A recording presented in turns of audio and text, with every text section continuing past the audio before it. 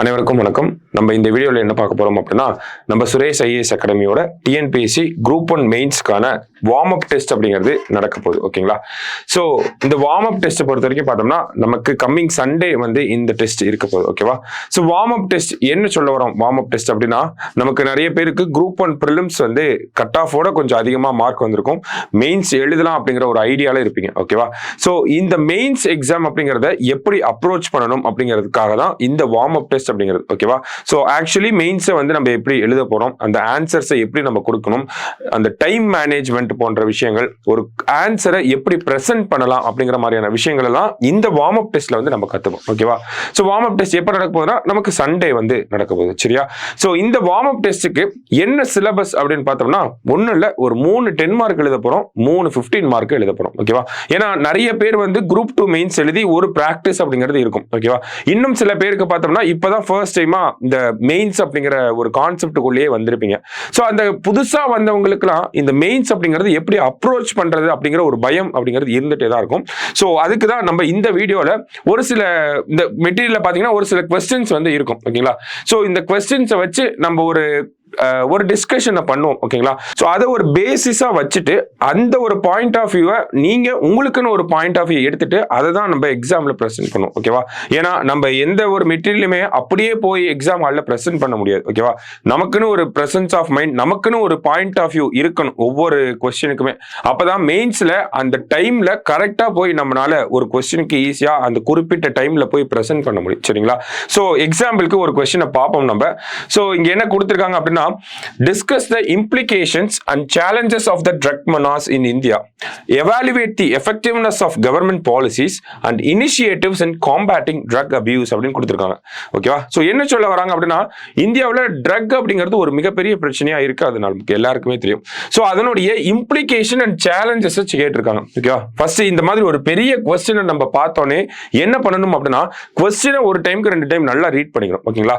So கொஸ்டினை நல்லா read பண்ணாதான் நமக்கு இந்த கொஸ்டின்ல என்ன கேட்கறாங்க அப்படிங்கிறது புரியும். ஓகேவா? சோ இந்த கொஸ்டினை பார்ட்டா உடைக்கணும். ஓகேங்களா?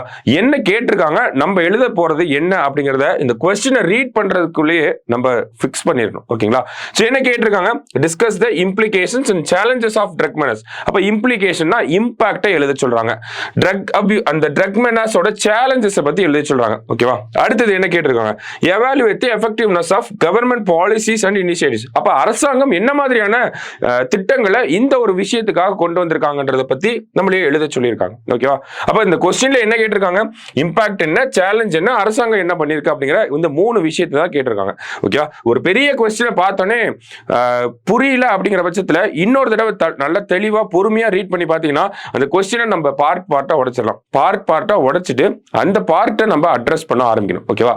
அப்ப ஒரு கொஸ்டினை எப்படி நம்ம ஆன்சர் பண்ணலாம். இந்த கொஸ்டினே பார்த்தீங்கன்னா வரிசையா போயிட்டு இருக்கு இல்லையா? சோ அப்ப ட்ரக் மெனாஸ் அப்படிங்கறத கேட்டிருக்காங்க. இந்த ஒரு கொஸ்டினை எப்படி அப்ரோச் பண்ணலாம் அப்படின்னா, பொதுவாகவே எல்லா கொஸ்டினுக்குமே நம்ம இன்ட்ரடக்ஷன் அப்படிங்கறத ஒன்று கொடுக்க போறோம், கன்க்ளூஷன் அப்படிங்கறத ஒன்று கொடுக்க போறோம். ஓகேங்களா? எல்லா கொஸ்டினுக்குமே பாத்தீங்கன்னா இன்ட்ரடக்ஷன் ஒன்று இருக்கும், அதே மாதிரி கன்க்ளூஷன் அப்படிங்கிறது ஒன்று இருக்கும். ஓகேவா? அது மஸ்ட். ஓகேவா? எல்லா கொஸ்டினுக்குமே கொடுக்க வேண்டியது. அடுத்தது ஒரு இஷ்யூவை இந்த இடத்துல கேட்டிருக்காங்க, ஒரு சோஷியல் இஷ்யூவை பத்தி கேட்டிருக்காங்க. ஓகேவா? சோ ட்ரக் மெனாஸோட இம்ப்ளிகேஷன் அப்படின்னு சொல்லியிருக்காங்க. இம்பாக்ட் என்னென்ன இருக்கும் அப்படிங்கறத நம்ம எழுதணும். ஓகேங்களா? சோ இங்க என்ன கொடுத்திருக்காங்க அப்படின்னு பார்த்தோம்னா, இம்ப்ளிகேஷன்ஸ் பார்த்தோம்னா ஹெல்த் இம்ப்ளிகேஷன்ஸ் அப்படிங்கறத கொடுத்திருக்காங்க. சோ இம்பாக்ட்டை வந்து நம்ம எப்படி எழுதலாம், நமக்கு ஒருத்தர் வந்து நம்ம சமூகத்துல ஒருத்தர் வந்து இந்த போதைப் பொருட்களுக்கு வந்து அடிமை ஆயிட்டார் அப்படின்னா, அவரு போதைப் பொருள் பழக்கத்துக்கு வந்து அதை சார்ந்து போயிட்டனால நம்ம நாட்டோட பொருளாதாரத்துக்கு என்ன மாதிரியான இம்பாக்ட் ஏற்படும், இந்த மாதிரி ஒரு விஷயத்தை நம்ம பிரிக்கலாம். சோ ஒரு சொசைட்டி வைஸ் என்ன ப்ராப்ளம் ஆகும், ஹெல்த் வைஸ் என்ன ப்ராப்ளம் ஆகும், எக்கனாமி வைஸ் என்ன ப்ராப்ளம் ஆகும், இந்த மாதிரி நம்ம பிரிக்கலாம். சோ அதே தான் இங்கேயும் பண்ணிருக்காங்க பாருங்க. சோஷியல் வைஸ், சொசைட்டி வைஸ் என்ன ஆகுது, நமக்கு குடும்பத்துல ஒரு சில பிரச்சனைகள் ஏற்படுது, அந்த ட்ரக் யூஸ் பண்ணக்கூடிய பர்சனை நம்ம டிஸ்கிரிமினேட் பண்ண ஆரம்பிப்போம். இந்த போதைப் பொருள் பழக்கத்தினால அதிகமான கிரைம் ரேட் அப்படிங்கிறது இன்க்ரீஸ் ஆக ஆரம்பிக்கும். அடுத்தது பார்த்தோம்னா ஹெல்த் இஷ்யூஸ் பார்த்தோம்னா மென்டல் ஹெல்த் இஷ்யூஸ் அப்படிங்கிறது அதிகமாகும். ட்ரக் யூஸ் பண்றவங்க கிட்ட மென்டல் ஹெல்த், மென்டலி அஃபெக்டடா இருப்பாங்க, அந்த அடிக்ஷன் அப்படிங்கிறது வந்துடும்.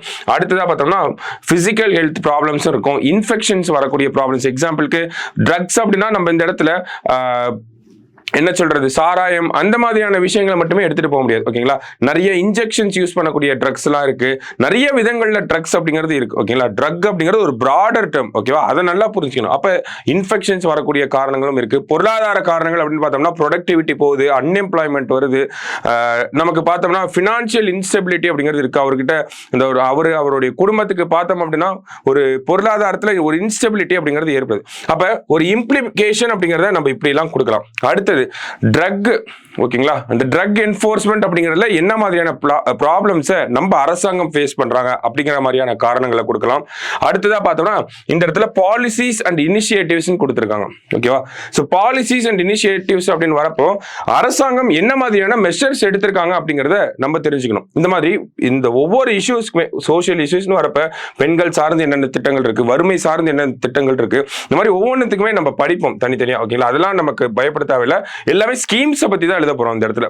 சோ அப்ப ஸ்கீம்ஸை ஃபுல்லா நம்ம கொடுத்தோம் அப்படின்னா கொஸ்டின் கம்ப்ளீட் ஆயிரும். ஓகேங்களா, சோ ஒவ்வொரு ஸ்கீமா கொடுக்குறோம். எக்ஸாம்பிளுக்கு இப்ப ட்ரக் அபியூஸ் அப்படின்னு பார்த்தோம்னா நாஷா முக்த் பாரத் அபியான் அப்படிங்கிறது அரசாங்கத்தோட ஒரு விஷயமா இருக்கு. ஓகேங்களா, அடுத்தது பார்த்தோம்னா டி அடிக்ஷன் சென்டர்ஸ் அப்படிங்கிறத நம்ம ஸ்டேட் கவர்மெண்ட்டும் சரி சென்ட்ரல் கவர்மெண்ட்டும் ரன் பண்ணிட்டே தான் இருக்காங்க. ஸோ இந்த மாதிரியான மெஷர்ஸை நம்ம கொடுக்குறோம். ஓகேங்களா, ஒரு ஸ்கீமை எழுதுறோம், இந்த ஸ்கீம் அரசாங்கம் இதற்காக பண்றாங்க, அந்த ஸ்கீமோட இயர் எழுதுறோம், அப்ஜெக்டிவ் எழுதுறோம், அடுத்த ஸ்கீமுக்கு வரும். ஓகேங்களா, ஸோ இந்த மாதிரி அரசாங்கம் என்ன மாதிரியான ஸ்டெப்ஸ் எடுத்திருக்காங்க அப்படிங்கிறதையும் நம்ம ஆன்சர்ல பிரசன்ட் பண்ணணும்.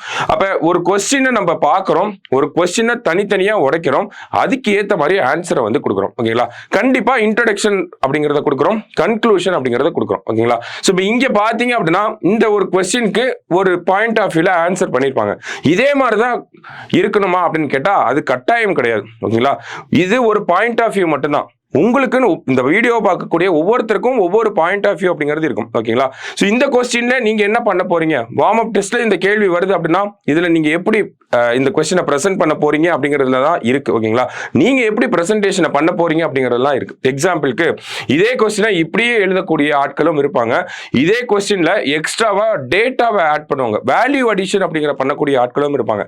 என்ன மாதிரியான வேல்யூ அடிஷனை இந்த கொஸ்டின்ல நம்ம பண்ண முடியும், ஏதாவது பண்ண முடியுமா அப்படின்னு கேட்டா நிறைய பண்ணலாம். ஓகேங்களா, எக்ஸாம்பிளுக்கு நமக்கு ட்ரக் அபியூஸ் அப்படிங்கிறது தான் இந்த கொஸ்டின். ஓகேங்களா, அப்ப சமீபத்தில் நடந்த இந்த போதைப் பொருள் சார்ந்த சமூக பிரச்சனைகளை நம்ம எக்ஸாம்பிளா கொடுக்க முடியும். எக்ஸாம்பிளுக்கு தமிழ்நாட்டில் கள்ளக்குறிச்சியில இந்த மாதிரியான ஒரு சம்பவம் ஏற்பட்டுச்சு, போன வருஷத்திலையும் நமக்கு தமிழகத்துல வட தமிழகத்துல இந்த மாதிரியான ஒரு நிகழ்வு ஏற்பட்டுச்சு, அதே மாதிரி பார்த்தோம்னா 2 வருஷத்துக்கு முன்னாடி பீகார்ல இப்படி ஒரு நிகழ்வு ஏற்பட்டுச்சு அப்படின்னு சொல்லி நம்ம கரண்ட் அஃபேர்ஸை இந்த இடத்துல கோட் பண்ண முடியும். ஓகேங்களா, அப்படியும் இல்லை வேற ஏதாவது பண்ணலாமா அப்படின்னு பார்த்தோம்னா நமக்கு கான்ஸ்டிடியூஷன் ப்ரொவிஷன்ஸ் இந்த இடத்துல கொடுக்கலாம். எக்ஸாம்பிளுக்கு டிபிஎஸ்பில ஆர்டிகல் 47 என்ன சொல்லியிருப்பாங்க அப்படின்னா prohibition of intoxicating drinks and drugs அப்படிங்கிறது கொடுத்திருப்பாங்க. ஓகேவா, அப்ப அரசாங்கத்துடைய நெறிமுறை கோட்பாடுல ஆர்டிகல் 47 இப்படி ஒரு விஷயம் சொல்லப்பட்டிருக்கு அப்படின்னு சொல்லி இன்ட்ரோடக்ஷனுக்கு அப்புறமா ஒரு பாக்ஸை போட்டு நம்ம எழுதலாம். ஓகேங்களா, சோ அதுவும் இல்ல வேற ஏதாவது பண்ணலாமா அப்படின்னு கேட்டோம்னா நமக்கு சமூக பிரச்சனைகள் அப்படின்னு வரப்ப நமக்கு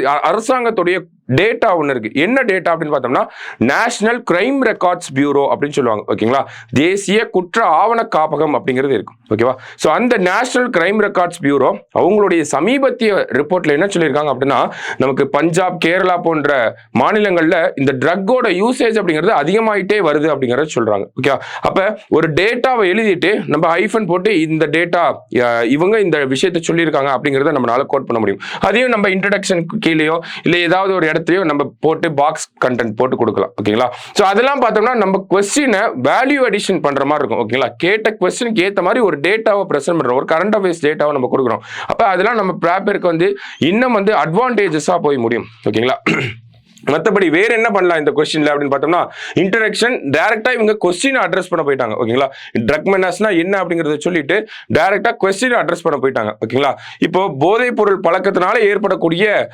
தாக்கங்களை நமக்கு டைரக்டா போயிட்டாங்க. நம்ம இன்னொன்னு கூட சொல்லலாம், என்ன அப்படின்னா எதனால இந்த போதைப் பொருள் பழக்கம் ஏற்படுது, காசஸ் என்ன அப்படிங்கறதையும் கொடுக்கலாம். அந்த காசஸையுமே நம்ம சோசியல் காசஸ், எக்கனாமிக் காசஸ், அந்த மாதிரி நம்ம 2-3 காசஸா கூட அது கூட நம்ம சப்ஹெட்டிங் போட்டு கொடுக்கலாம். ஓகேங்களா, அப்ப முக்கியமா முக்கியமா நம்ம இந்த இடத்துல பார்க்க வேண்டிய விஷயம் என்ன அப்படின்னா, ஒரு கொஸ்டின் இருக்கு அப்படின்னா அந்த கொஸ்டினை ஃபர்ஸ்ட் நல்லா படிச்சு புரிஞ்சுக்கணும். அடுத்தது அந்த கொஸ்டினை என்ன கேட்டிருக்காங்க அப்படிங்கறத பார்ட்டா பிரிக்கிறோம். பிரிச்சதுக்கு அப்புறமா இன்ட்ரடக்ஷன் கன்க்ளூஷன் போட்டு எழுதுறோம். முக்கியமான விஷயம், நிறைய சைடு ஹெட்டிங்ஸ் கொடுக்கிறது ரொம்ப முக்கியமான விஷயம். அதே மாதிரி நம்ம பேப்பர் இன்னும் நல்லா தெரியணும் அப்படின்னா ஒரு பாக்ஸ் கண்டென்ட்டை போட்டு எழுதுறது இன்னமும் சூப்பரா இருக்கும். சரிங்களா? சோ இந்த மாதிரி நமக்கு ஒவ்வொரு கொஸ்டினுமே கொடுத்திருக்காங்க. இந்த கொஸ்டின்ஸோட வெர்ஷன், பிடிஎஃப் வெர்ஷன் வந்து நமக்கு தமிழ்லயும் இருக்கு, இங்கிலீஷ்லயும் இருக்கு. பிடிஎஃப் டிஸ்கிரிப்ஷன்ல வந்து கொடுத்துருக்காங்க. ஓகேவா? ஸோ அதை டவுன்லோட் பண்ணிக்கோங்க.